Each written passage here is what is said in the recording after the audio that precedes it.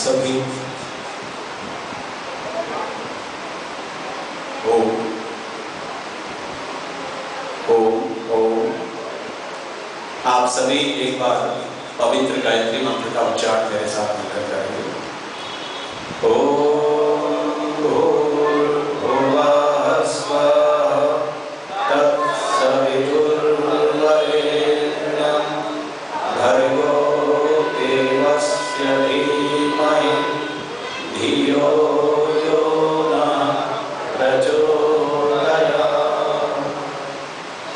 मेरे साथ आप एक मंत्र दोहराएंगे।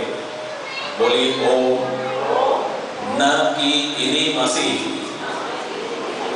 न क्या योग या मसी मंत्र शुद्धम चरामसी। भाव इसका बहुत सरल है कि हम किसी की हिंसा नहीं करेंगे, हम किसी को व्यामोहित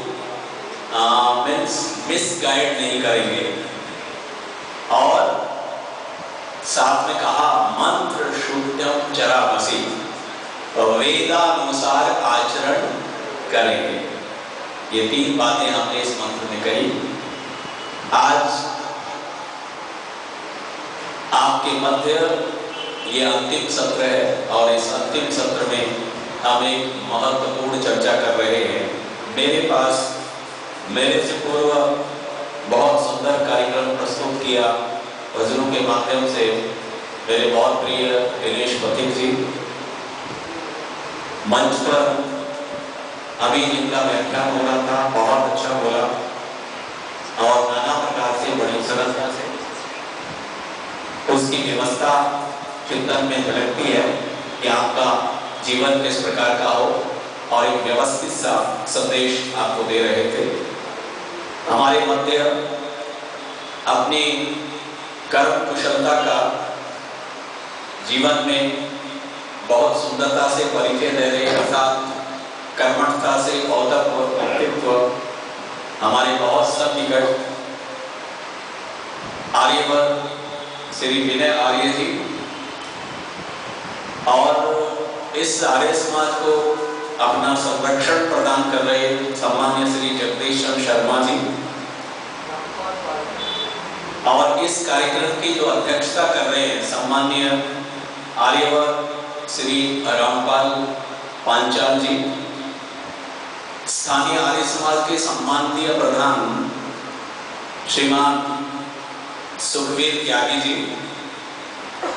इस कार्यक्रम का संचालन भी कर रहे हैं और स्थानीय आर्य समाज का मंत्री पद में सुशोभित कर रहे हैं आर्यवर श्री विकास शर्मा जी।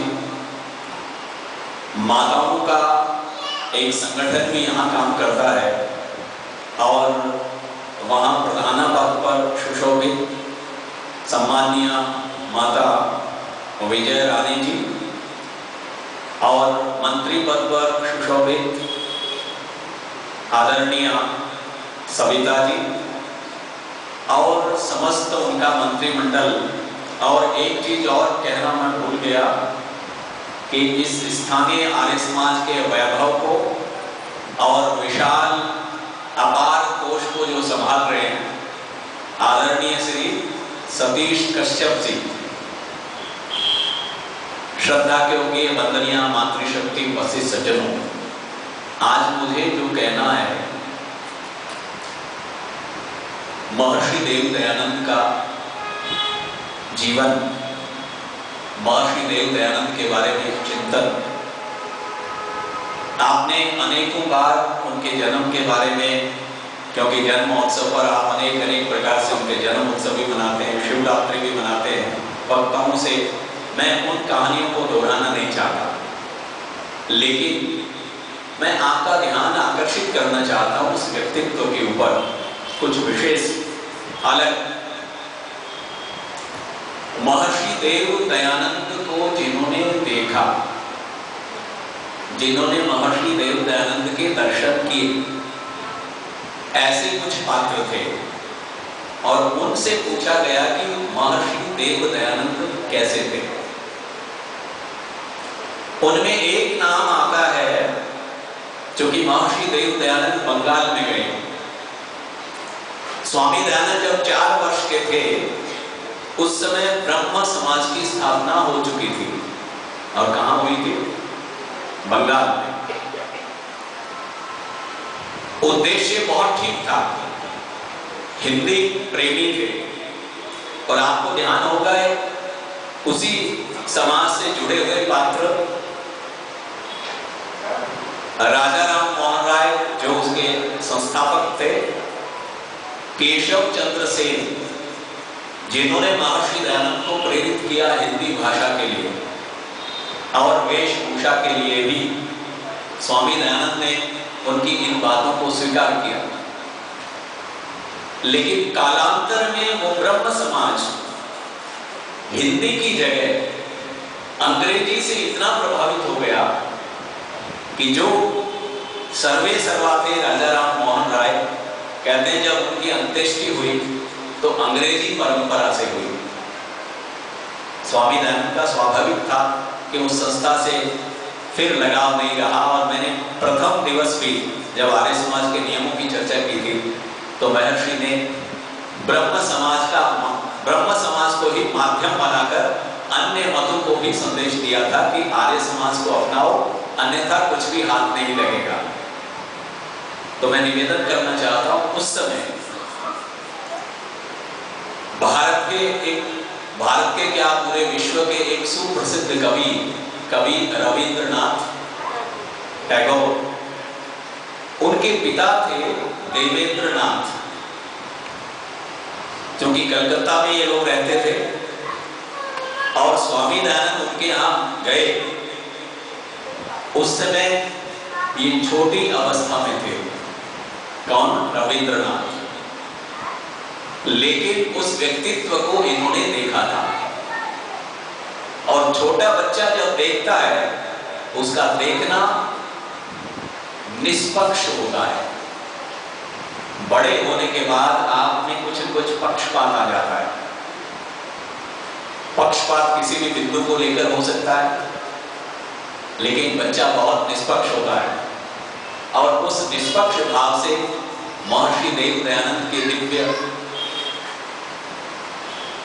दिव्य दर्शन उन्होंने किए।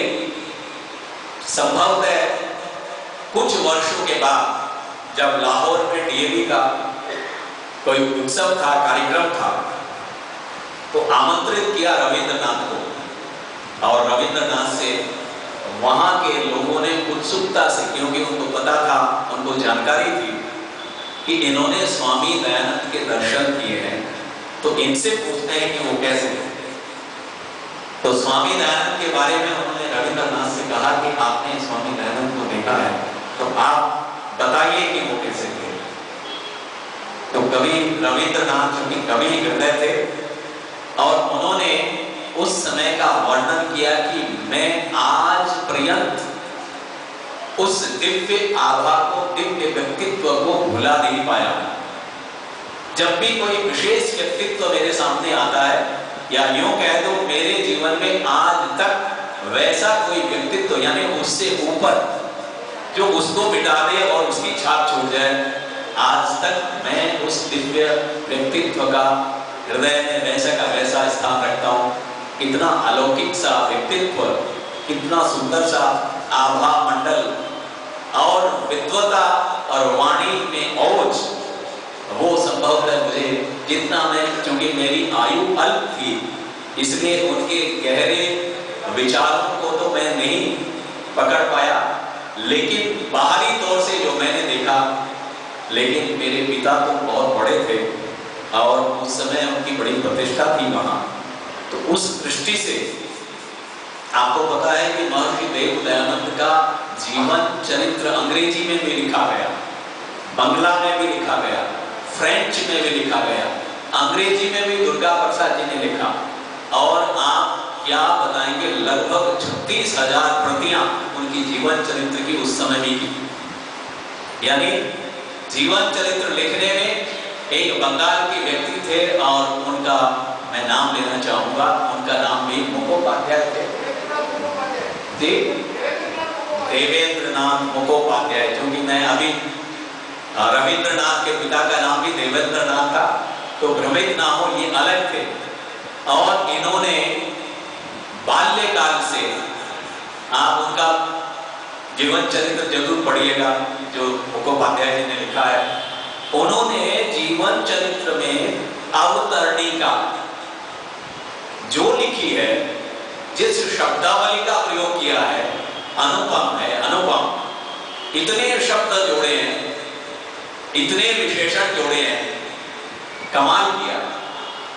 लेकिन मैं आपको बताना चाहता हूं कि वो अपने मन में एक विचार बनाकर आए, महर्षि दयानंद से इतने प्रभावित हुए और उन्होंने कहा कि मैं, जैसे हमारे यहाँ पौराणिक भाइयों के यहाँ एक तीर्थ स्थान है जहां से गंगा निकलती है, उसको गंगोत्री बोलते हैं, और फिर वो गंगा जब धीरे धीरे बहकर अंतिम लक्ष्य को प्राप्त करती है, गंगा सागर में जाकर वो विलीन होती है, तो उस नदी के तट पर नाना नाना प्रकार के तीर्थ बने हुए हैं और गंगा सागर उनका अंतिम स्थान है। तो वो कहते हैं मेरे लिए गंगोत्री और कोई नहीं है, जहां से महर्षि देव दयानंद का जन्म हुआ, मेरे लिए गंगोत्री वही है। वो एक ऐसे व्यक्ति थे जो महर्षि दयानंद से अत्यधिक प्रभावित होकर, उन्होंने कोई नौकरी चाकरी रुपया पैसा कमाना ये उद्देश्य रखा ही नहीं, कहा कि मैं उन सब स्थानों पर जाऊंगा, उन सब मेरे लिए वही तीर्थ स्थल हैं। तो सबसे पहले उन्होंने यात्रा शुरू की, टंकारा गए, स्वयं गए, स्वयं वहां जाकर और फिर अपनी लेखनी चलाई। जहां जहां महर्षि दयानंद गए वहां वहां हो गए। जैसे गंगोत्री से गंगा निकलने के बाद गंगा सागर की ओर प्रवाहित होती है और बीच में जो घाट आते हैं, जो तट आते हैं, जो तीर्थ आते हैं, स्वामी दयानंद का जन्म स्थल टंकारा और वो देवेंद्रनाथ के लिए गंगोत्री, और बीच में जहां जहां वो गए वो उनके लिए घाट और तीर्थ स्थल, और जो अंतिम जहां उन्होंने विदाई ली वो गंगा सागर। वो कहते हैं मेरे लिए अजमेर ही गंगा सागर है। उस जगह पर जाकर उन भावों को अपने हृदय में समेटकर और फिर वो लेखनी चलाते। और मैं आपको ये बताना चाहता हूं, महर्षि देव दयानंद जो एक तीव्र प्रतिभा के धनी थे, आपको मैं बताना चाहता हूं कि पारिवारिक पृष्ठभूमि, हालांकि वो सामवेदी परिवार था, लेकिन उनको यजुर्वेद याद कराया। इससे उनके पिता की मंशा प्रकट होती है, अन्यथा वो सामवेद ही याद कराते। इससे ये पता चलता है कि वो चारों वेदों की ओर उनको तैयार करना चाहते थे। और कितनी छोटी सी आयु में, कितनी छोटी सी आयु में यजुर्वेद उनको कंठस्थ था। यजुर्वेद में कुछ अध्याय तो ऐसे हैं जिनके मंत्र बहुत बड़े बड़े, लेकिन स्वामी दयानंद को अल्प आयु में, जितने बच्चे यहाँ बोल रहे थे, इतनी सी आयु में उनको पूरा का पूरा वेद कंठस्थ था। स्वामी दयानंद का प्रारंभ, यानी जिस घर में वो जन्म लेते हैं उस घर में, मैं थोड़ा सा पारिवारिक चित्रण करना चाहूंगा, क्योंकि आप लोगों को भी बोध होना चाहिए स्वामी दयानंद के परिवार में कौन कौन थे। कोई बता सकता है स्वामी दयानंद के पिता का नाम? जी, बहुत अच्छा, माता जी के लिए तालियां। स्वामी दयानंद के परिवार में लगभग 1400 ईस्वी में, स्वामी दयानंद कौन से ईस्वी में थे? 1824 में, यानी 19वीं सदी में स्वामी जी का जन्म हुआ। और मैं बात कर रहा हूं 1400 की, तो यानी 1400 ईस्वी में उस कुल में एक हरि भाई त्रिवेदी हुए। हरि भाई त्रिवेदी फिर उनके आगे चलकर लगभग 17वीं और 18वीं के प्रारंभ में एक पात्र हुए जिनका नाम था मेघ जी। मेघ जी के हुए विश्राम जी और डोसा जी, और डोसा जी के हुए माव जी और लाल जी। ये डोसा जी जो थे ये पूर्ण संस्कृतज्ञ थे, यही स्वामी दयानंद के दादा थे, यानी उनके दादा भी जो थे बहुत बड़े विद्वान थे। मावजी और लालजी, और यानी परदादा हुए डोसा जी, और फिर करसन जी हुए लालजी, लालजी के हुए करसन जी, और करसन जी के फिर हुए पांच संतानें। यानी स्वामी दयानंद के परिवार में कितने लोग थे, भाई बहन, कोई नाम बता सकता है? 5 भाई बहनों के महर्षि देव दयानंद सबसे बड़े थे, और इनका चूंकि मूल नक्षत्र में पैदा हुए इसलिए इनका एक नाम मूल शंकर भी था। फिर एक बहन पैदा हुई जिसकी मृत्यु उनके सामने हुई थी, उसका नाम था रत्नबा। फिर हुए एक भाई जिनका नाम था प्रभाशंकर। फिर एक बहन हुई जिसका नाम था प्रेमबा, और फिर एक सबसे छोटा भाई था जिसका नाम था नवल शंकर। यानी 5 भाई बहन थे, लेकिन दैव योग यह था कि इनमें से बहन तो उनके सामने अल्पायु में चली गई। फिर पश्चात जो नवल शंकर थे वो भी चले गए। उसके पश्चात प्रेम बाजू थी, प्रेम बा का विवाह गोंडल प्रदेश में कर दिया गया, और नवल शंकर जो कि बड़ा सन्यासी हो गया, घर छोड़ दिया। महर्षि देव दयानंद की बात कर रहा हूं, पिता के ऊपर क्या क्या गुजरा होगा। बड़ा बेटा घर छोड़ गया, और बच्चे कालगराम में चले गए।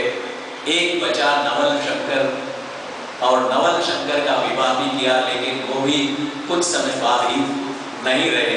यानी परिवार में रही तो केवल महर्षि की बहन प्रेमबा।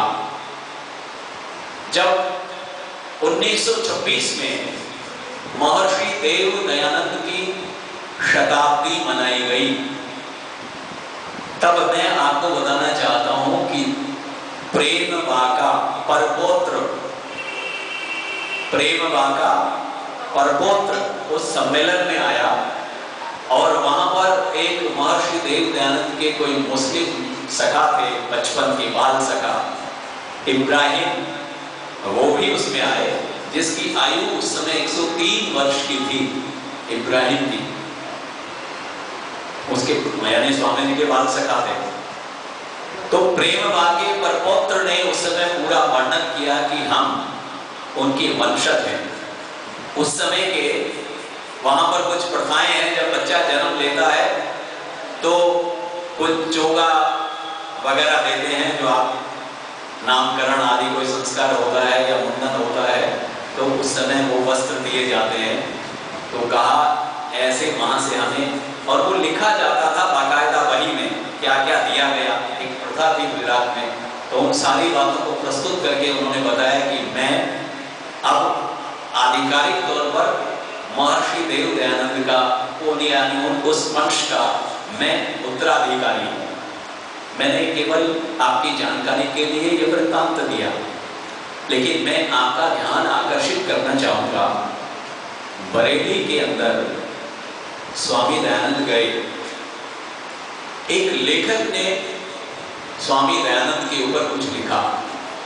वो लेखक के पिता के नाना थे, जो लेखक था लेखक के पिता के नाना, जिन्होंने स्वामी दयानंद को देखा, और उन्होंने फिर ये पूछा कि आपने स्वामी जी को देखा है? तो बताने लगे, क्योंकि वो अंधे हो चुके थे नाना, तो उन्होंने वो जगह जहां स्वामी दयानंद बैठे थे उस जगह पहुंचे। एक पीपल का पेड़ था और चारों तरफ उसके चबूतरा बना हुआ था, और वहां उस जगह को उस अंधे व्यक्ति ने छुआ, और छूकर कहते हैं कि यहाँ पर जिस दिन स्वामी दयानंद बैठे और उनका व्याख्यान शुरू हुआ तो एक दो चंद्रमा हमने देखे, एक चांद आसमान में चमक रहा था और एक धरती पर था। भाव में आपको निवेदन करना चाहता हूं, महर्षि देव दयानंद के व्यक्तित्व की इतनी प्रशंसा हुई, वो लेखक यही नहीं रुके, कहा कि कुछ लोग जीवित अवस्था में स्वामी दयानंद के विरोधी थे, लेकिन जैसे ही उनका देहांत हुआ उनकी मनोवृत्ति बदल गई। और वो लेखक एक बात लिखते हैं कि उस दिन एक हलवाई रहता था कहीं आसपास, और अक्सर लोग हलवाइयों की दुकान पर, चाय की दुकान पर बैठकर चर्चाएं करते हैं। स्वामी दयानंद चर्चा के केंद्र रहते थे, जहां भी जाएं स्वामी दयानंद की चर्चाएं होती थी कि कैसा सन्यासी है, किस प्रकार ये है, कैसा वो है, सारी बातें वहां पर होती रहती थी। कुछ लोग पक्ष में हो जाते थे, कुछ विपक्ष में हो जाते थे।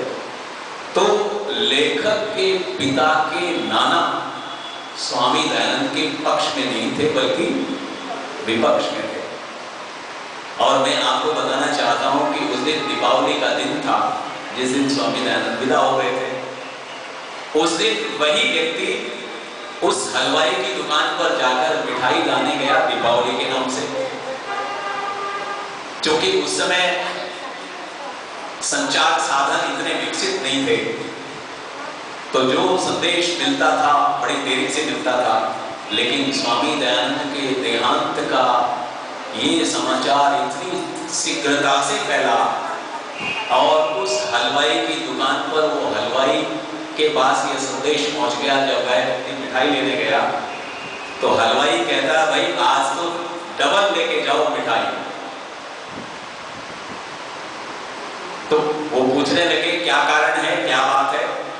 कहा आज हमारा विरोधी नहीं रहा। उस समय जो संदेश उस व्यक्ति ने दिया, वो कहता है कि हम अपने स्वार्थों के कारण से स्वामी दयानंद का विरोध करते रहे, लेकिन वास्तविकता तो यह है कि ऋषि दयानंद ने जो कहा वो बिल्कुल सत्य कहा।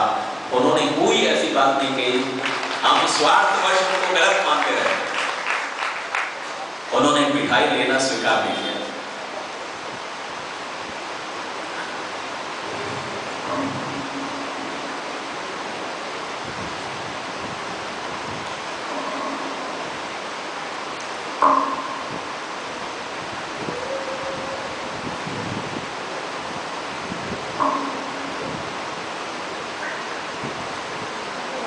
मैं प्रयास करता हूं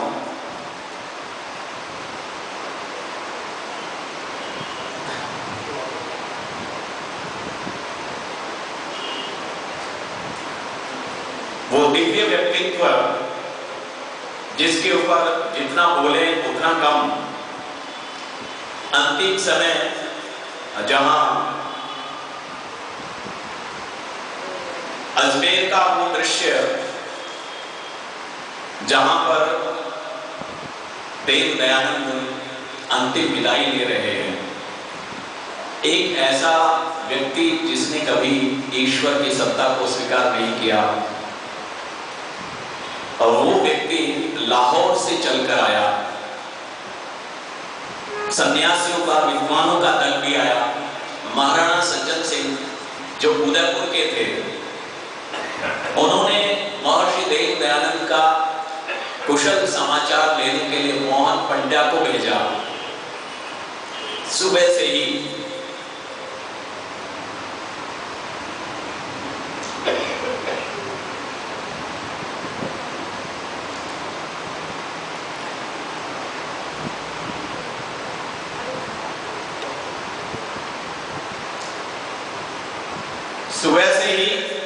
लोगों का इतना जमावड़ा था, लेकिन महर्षि देव दयानंद अपने अंतर में देश की परिस्थिति का, जो जो लोग आते थे उनसे हाल भी पूछते थे, समाज की स्थिति को भी पूछते थे, और केवल इतना ही नहीं, उन्होंने एक और बात कही, व्यवहारिक दृष्टिकोण देखिए, जाते समय व्यक्ति जब विदा होता है तो नाना प्रकार के टुकड़ों को रोता है, लेकिन उनका चिंतन कितना व्यापक था। जो भी लोग आ रहे थे, स्वामी दयानंद कितने व्यवहारिक थे। उन्होंने प्रातःकाल उसने तिथि पूछी कि आज तिथि कौन सी है। तिथि जानने के बाद कि आज अमावस्या है, मंगलवार है। पश्चात एक नाई को बुलाया और नाई से कहा कि क्षौर कर्म कराइए, क्योंकि शरीर में इतने फफोले हो गए थे और ऐसे में क्षौर कराना, नाई स्वयं घबरा गया और वो भी उस तरह से कराना चाह रहे थे। नख कटवाए, उस तरह से क्षौर कर्म करवाया। मैं आपको निवेदन कर रहा हूं, खून निकल पड़ा सिर से,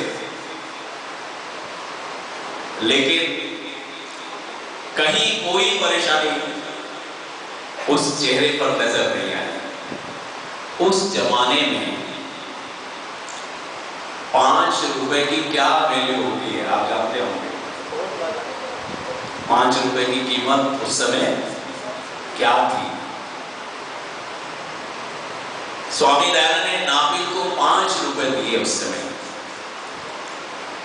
फिर उनके जो शिष्य थे, सन्यासी जो उनके पास में रहते थे, स्वामी जी ने उनको पास बुलाकर उनको सहलाया, उनसे पूछा आपको क्या आवश्यकता है।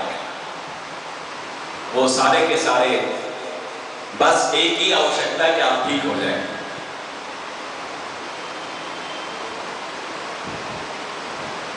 स्वामी जी ने उस समय गंभीर होकर कहा, ये शरीर जो है ये नाशवान होता है,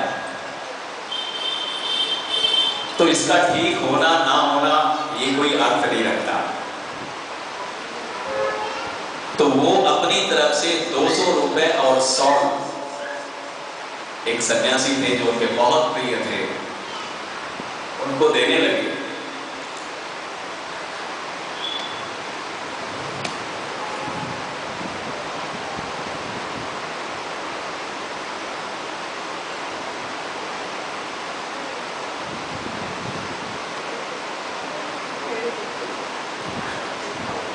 उसी जगह पर अगर हम या आप होते तो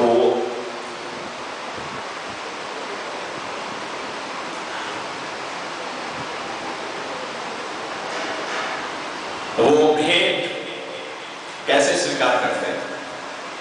लेकिन स्वामी जी ने उनको आशीर्वाद दिया। मैं जिस पात्र का नाम लेना चाहता हूं, जो बहुत कम उम्र में हमारे बीच में से चले गए और प्रचारकों में उन जैसा कोई प्रचारक नहीं होगा, एक बहुत वेल एजुकेटेड साइंस के विद्यार्थी, अंग्रेज लोग भी, अंग्रेजों के प्रोफेसर उनके बीच में जिसकी एक प्रतिष्ठा, गुरुदत्त विद्यार्थी जिनका चित्र लगा हुआ है, बहुत यंग थे, बहुत जवान थे, ईश्वर में आस्था नहीं थी, लेकिन स्वामी दयानंद का ये सब व्यवहार, ये सब चीजें देखकर उनका अंतर हृदय इतना प्रभावित हो गया। स्वामी दयानंद ने साइकाल जैसे जैसे होती गई सबको पीछे कर दिया और वहां पीछे इस दृश्य को देख रहा है गुरुदत्त। अंदर ही अंदर इतना प्रभावित हो गया कि कैसा पात्र है। जाते समय मरते हुए लोग कितने चिंतित होते हैं, कितने व्यथित होते हैं, कितने दुखी होते हैं। अंग अंग में, रोम रोम में जिसमें कष्ट भरा हुआ है, लेकिन विचलित नहीं है जरा सा। जाने में कोई किसी प्रकार का कोई दिक्कत नहीं। कैसा व्यक्तित्व है। उन्होंने जब संस्कृत में प्रार्थना की परमात्मा से, ऋषि जब मंत्र बोलते थे वाणी से जो प्रार्थना करते थे अद्भुत होती थी। कैसे भाव विभोर होकर परमात्मा से प्रार्थना कर रहे हैं और साथ में संदेश दे रहे हैं कि जो कार्य मैंने आपको सौंपा है, यानी जो उद्देश्य, जो नियम मैंने समाज के लिए, राष्ट्र के लिए, विश्व हित के लिए तैयार की है, आप उन पौधों में पानी देते रहना। और मैं आपको निवेदन कर रहा हूं, इतना कहना था कि गुरुदत्त संकल्पित हो गए, अब जो बचा हुआ जीवन है मेरा, वो इन्हीं पौधों में पानी देने के लिए होगा। ये संकल्पित हो। और कैसी दीवानगी! महर्षि दयानंद ने जब ये कहा कि मैंने जो सिद्धांत, जो नियम आपको दिए हैं, ये दीवाना ऐसा उठा और इस दीवाने ने एक ऐसा कुर्ता सिलवाया। कुर्ता क्या कहूंगा, एक लगभग 5 मीटर लंबा एक कपड़ा लिया जिसकी साइज लगभग 1.5 फुट चौड़ी होगी, लंबाई में हमारे नीचे तक आ जाए कुर्ते जितना, बीच में से एक गोल घेरा। आपने जम्मू में देखा होगा, कंबल पहनते हैं तो बीच में से कट लगाया और पहन लेते हैं, उसमें बाजू बाजू कुछ नहीं बनाते। ऐसा उन्होंने बनाकर उसको धारण कर लिया। 5 नियम उसमें आर्य समाज के आगे लिखे और 5 नियम पीछे लिखे। और वो ऐसा दीवाना कि उसने ना ये देखा दिन है कि रात है, ना खाने की, ना आराम की, ना किसी बात की। आपको मैं ये कहना चाहता हूं कि कुपोषण के कारण एक इतना बड़ा प्रचारक, इतना बड़ा दीवाना महर्षि देव दयानंद का, कुपोषण के कारण, यानी खाने पीने पे ध्यान नहीं दिया, 2-2, 3-3, 4-4 घंटे बोलते रहे, आराम पर ध्यान नहीं दिया। नतीजा ये हुआ कि उनको टीबी हो गई और वो अल्पायु में ही चले गए। तो मैं निवेदन कर रहा हूं कि महर्षि देव दयानंद के जाने के बाद एक नहीं, हजारों लोग प्रभावित हुए और विश्व के लोगों ने भी स्वामी दयानंद को एक बहुत अलग दर्जा दिया हुआ था। एक बहुत बड़े लेखक और जो केवल उस जमाने में स्वामी दयानंद के सबसे ज्यादा प्रबल समर्थक थे, मैं उनका नाम लेना चाहूंगा बड़ा आदर के साथ, और उनका नाम था महर्षि अरविंद। आपने अगर नाम सुना हो, महर्षि अरविंद, उन्होंने बहुत बड़ा लिटरेचर लिखा योग पर भी। महर्षि अरविंद उस समय एक पत्र निकालते थे जब संसार के लोग स्वामी दयानंद का और आर्य समाज का विरोध करते थे। उस समय एक पत्र लिखा और उस पत्र का नाम, मासिक पत्र था जिसका नाम था आर्य, यानी पत्र का नाम ही आर्य। और मैं आपको ये कहना चाहता हूं कि उस पत्र का लेखक महर्षि अरविंद एक पुस्तक लिखता है स्वामी दयानंद के ऊपर, और उस पुस्तक का नाम दयानंद, केवल दयानंद। कुछ लोगों ने अरविंद से पूछ लिया, अरविंद से कहा कि आपने नाम इस पुस्तक का लिखा दयानंद, बड़ा अशोभनीय प्रतीत होता है, आपको महर्षि लिखना चाहिए था, योगी लिखना चाहिए था, महर्षि दयानंद सरस्वती लिखना चाहिए था, ऐसा कुछ लिखते। आप तो अपमान कर रहे हैं, दयानंद ना जी ना कुछ नहीं। इतने बड़े महर्षि के लिए आप ऐसा शब्द लेकर आए हैं। मैं आपको बताना चाहता हूं, उस समय अरविंद वो कहते हैं कि नहीं, आप गलत समझ रहे हैं। मैं महर्षि देव दयानंद को कितना मानता हूं, आप इसका अंदाजा नहीं लगा सकते। तो उन्होंने उसके सामने एक बात रखी कि आप हिमालय की चोटियों की श्रृंखला देखते हैं, छोटी बड़ी चोटी, और सबसे बड़ी चोटी का नाम क्या है? एवरेस्ट। तो कहा अलग अलग युग में अलग अलग विद्वान आए, अलग अलग मार्गदर्शक आए, समाज सुधारक आए। तो मानो कोई आया तो जैसे एक छोटी सी पहाड़ी के पीछे से किसी ने अपना फेस दिखा दिया, कोई दूसरा आया फिर उससे ऊंची पहाड़ी पर, ऊंची चोटी पर चला गया। ऐसे करते करते एक ऐसा सुपात्र, ऐसा व्यक्तित्व जिसने हिमालय की सबसे ऊंची चोटी से अपना चेहरा दिखाया, और उसका नाम दयानंद। मेरी नजरों में दयानंद ऐसा है। तो वो ऋषि सामान्य नहीं था। उस ऋषि को इतना हल्का ना लीजिए। पूर्ण वैज्ञानिक प्रणाली से वैदिक भाष्य को उपस्थित करना। कितने लोग तो आज भी बस में नहीं बैठते, आज भी वायुयान का सेवन नहीं करते। वो पहला ऋषि था जिसने कहा कि विज्ञान की उन्नति कितनी जरूरी है। वेदों में विज्ञान की उन्नति का वर्णन किया, और मैं आपको निवेदन करना चाहता हूं, यही बातें हमारे जैसे साइंस के विद्यार्थी के लिए, यही बातें हमें उनके प्रति समर्पित करती है कि उनका चिंतन संकीर्ण नहीं था, बहुत उज्जवल चिंतन था। क्या समाज हित, क्या राष्ट्र हित, सभी प्रकार से। वो सामान्य नहीं, एक ऐसा गुरु उनको मिला जो सुमति से युक्त, इतना उज्जवल चिंतन, इतना परिश्रमी और इतना स्वाभाविक रूप से दृढ़ संकल्प रखने वाला, किसी से कोई समझौता करने वाला नहीं। जन्म से ही एक का जन्म पंजाब में हुआ, एक का जन्म गुजरात में हुआ, लेकिन मैं आपको बता, जब महाप्रयाण हुआ तो पंजाब वाला पंजाब में नहीं था। मैं किसकी बात कर रहा हूं? गुरुवर गिरजानंद, गुरुवर गिरजानंद जो उनके गुरु थे। और वो बाल्यकाल में कितने तीव्र मति वाले थे, प्रतिभा से युक्त।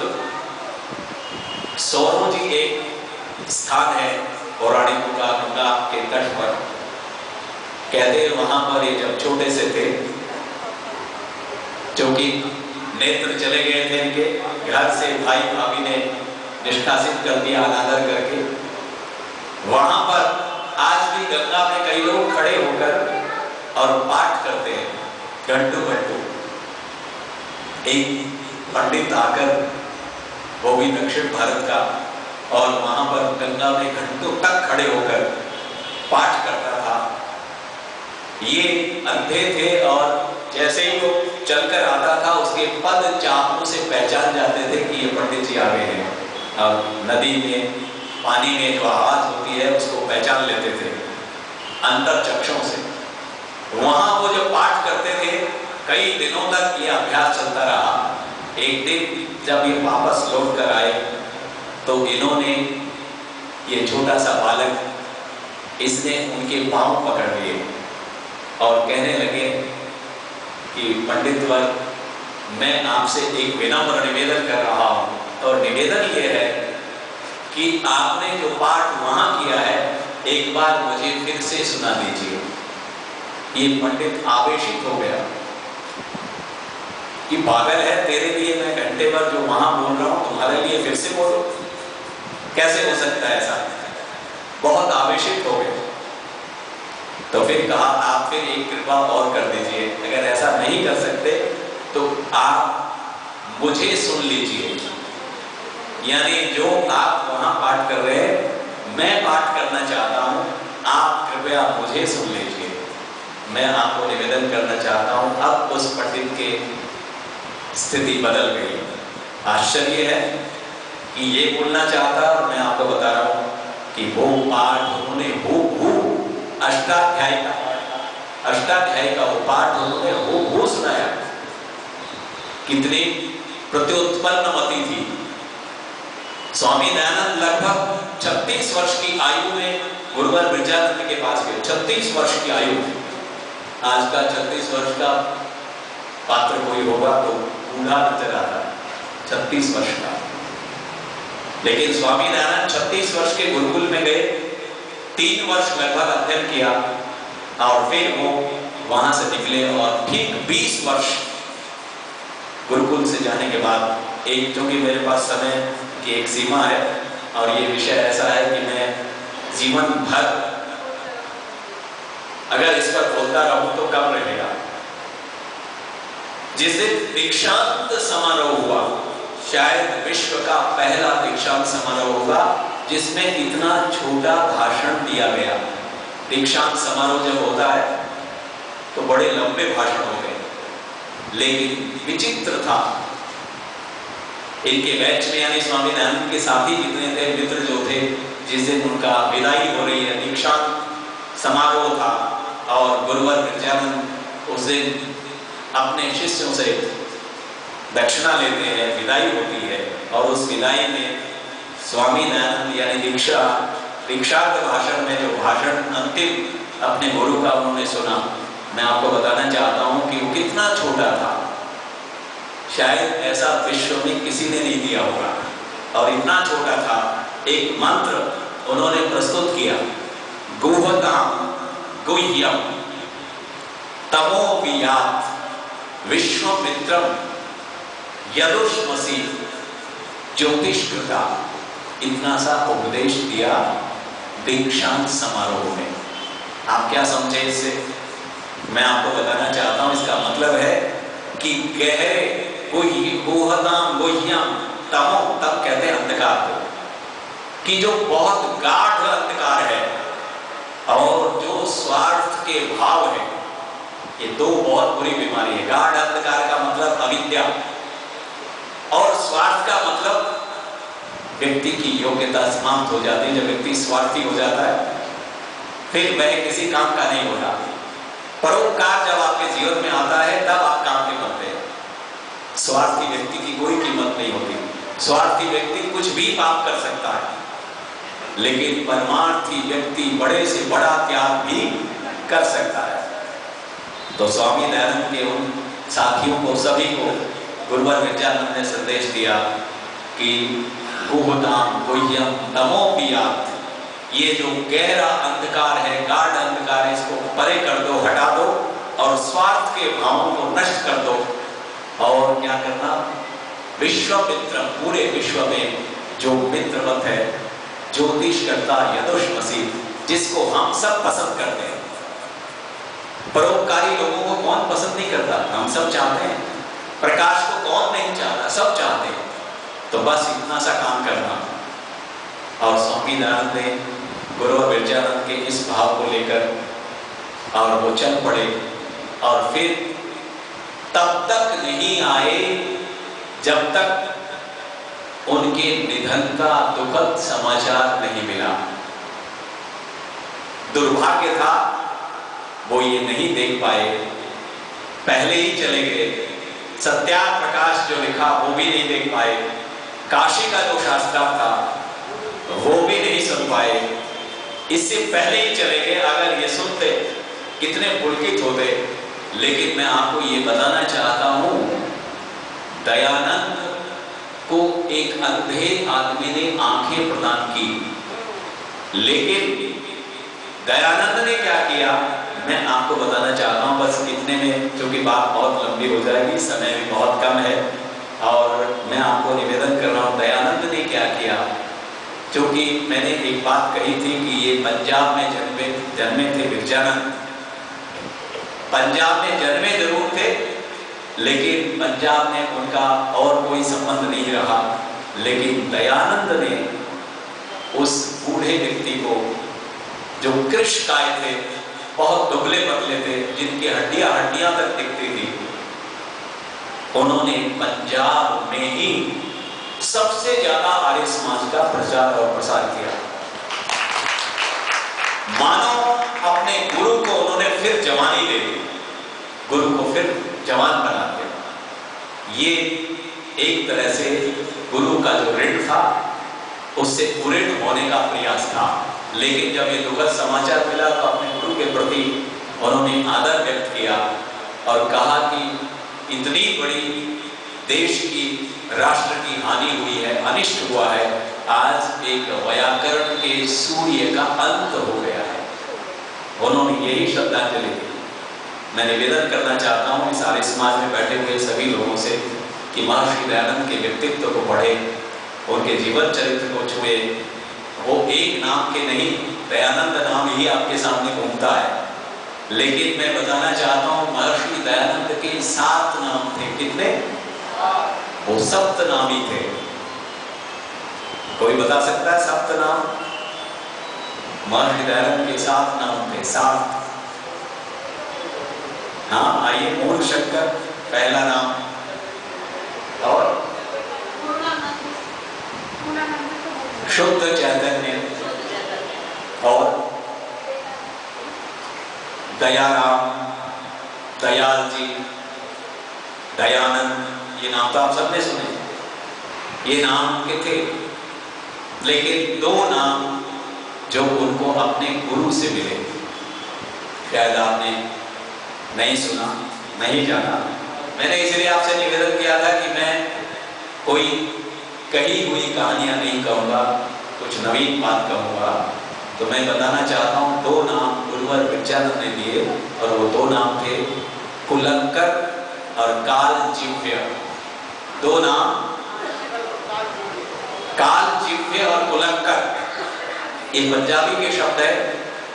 कालजिह्य तो आप सब समझते हैं, असत्य अधर्म से युक्त कोई व्यक्ति अपनी जीभ से, अपनी वाणी से कुछ भी कहेगा, उस पर महर्षि देव दयानंद का ऐसा प्रहार होगा कि वो काल प्रभावित हो गया, यानी वह व्यक्ति, उसकी कही हुई बातें बेअसर हो जाएंगी, नष्ट हो जाएंगी। ये व्यक्ति कालजिह्य, ये आशीर्वाद था स्वामी दयानंद के लिए गुरुवर विद्यानंद, और ये साबित भी हुआ। जो भी अधर्मी थे, असत्य का पक्ष लेने वाले थे, उन पर कालजिह्य बनकर महर्षि दयानंद ऊपर आए। और इसका मैं वर्णन करूंगा तो बहुत लंबा समय हो जाएगा। काशी का जो शास्त्रार्थ था, वो दृश्य कैसा था मैं अनुभव कर सकता हूँ। कैसे घोड़ों से, बग्गियों से, नाना प्रकार के रथों से, सोने चांदी की छतरियां, और हजारों लोग उनके चमर ढुलाने वाले, और घोड़ों की टापू से वो लोग आ रहे थे जो राजा के यहाँ पालित थे, पोषित थे।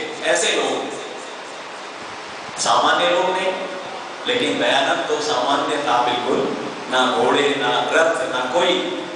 लेकिन वो लोग इस तरीके से स्वामी दयानंद से शास्त्रार्थ करने आए काशी में। धूल आसमान तक पहुंच गई उनके रथों की। आपने देखे होंगे जब शंकराचार्य वगैरह आते हैं आज भी, तो कैसे चांदी के छतर और क्या क्या लेकर आते हैं। लेकिन ये अकेला सन्यासी, और इस अकेले सन्यासी का अपमान करने में उन्होंने कोई कमी नहीं रखी। सबसे पहले, जैसे मैं यहाँ बैठा हूँ, बहुत ऊंचा स्टेज बना उनके लिए, जो राज पुरोहित थे, राजा के पाले हुए 300 विद्वान लगभग, उनके लिए कितना ऊंचा मंच बना। और महर्षि दयानंद के लिए भूमि में नीचे कोई आसन, कोई आदर नहीं। स्वामी दयानंद, लेकिन आप देखो, न विचलित होने वाला पात्र इतने से विचलित हो जाएगा। आप किसी को नीचे बैठाकर देखिए, इतने से ही अधीर हो जाएगा, विचलित हो जाएगा। लेकिन स्वामी दयानंद का धैर्य देखिए, उनकी विद्वता देखिए, और फिर उन्होंने उनको जो उत्तर दिया, एक बिना पत्तों का पेड़ था वहां पर, और उस पर संयोगवश एक कौवा आकर बैठ गया। एक कौवा उस पेड़ पर बैठ गया, और स्वामी दयानंद ने प्यारा सा उत्तर दिया। कहा कि यदि ऊपर बैठने से कोई बहुत ऊंचा होता है, तो तुम्हारे से भी ऊपर ये कौवा बैठा है। आश्चर्य था उस व्यक्तित्व के लिए। तो मैं बहुत अधिक न कहता हुआ 2 लाइनें आप मेरे साथ बोलेंगे। हालांकि मैं गाता नहीं हूं, लेकिन कुछ लाइनें आप मेरे साथ में बोलेंगे। दुनिया वालों देव दयानंद दीप जलाने आया था। दुनिया वालों देव दयानंद दीप जलाने छोड़ चुके थे राहें अपनी, वो दिखलाने आया था। भूल चुके थे राहें अपनी, वो दिखलाने आया था। दुनिया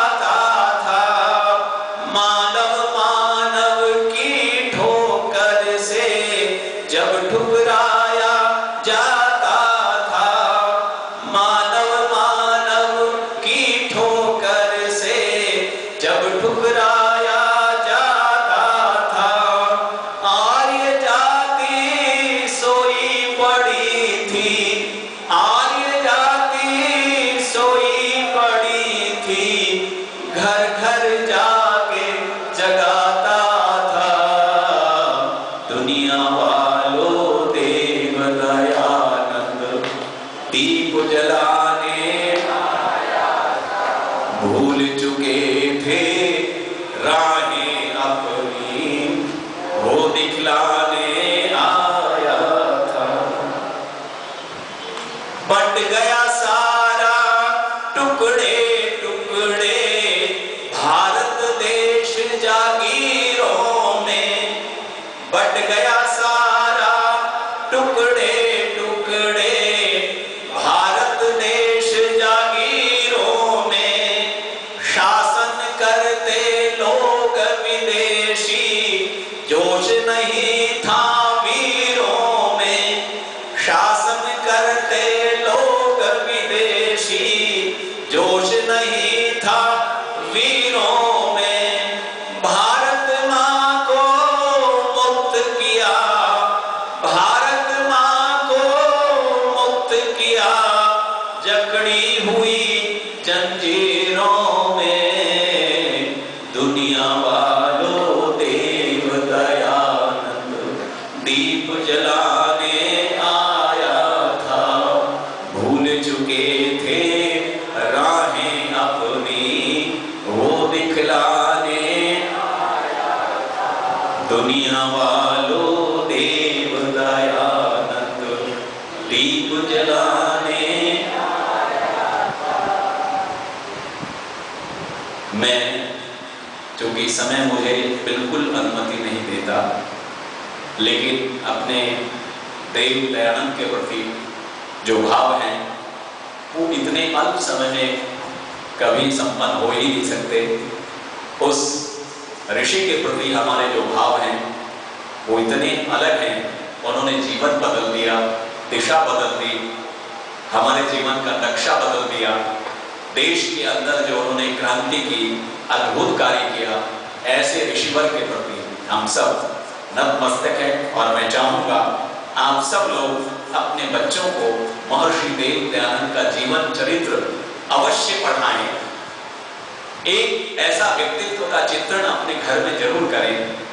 आज हम आलस्य में, प्रमाद में पढ़कर उस ऋषि के द्वारा किया हुआ जो सुंदर कार्य है उसको हम भुला चुके हैं।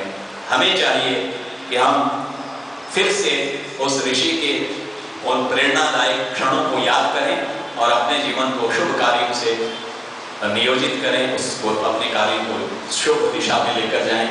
मैं आप सभी लोगों का हृदय से धन्यवाद करता हूँ, क्योंकि जो अंतिम वक्ता होता है, 3 मेंढक थे और 3 मेंढक ऊपर नीचे थे, तो जो सबसे नीचे था उसने कहा मर गए हम, सबसे नीचे था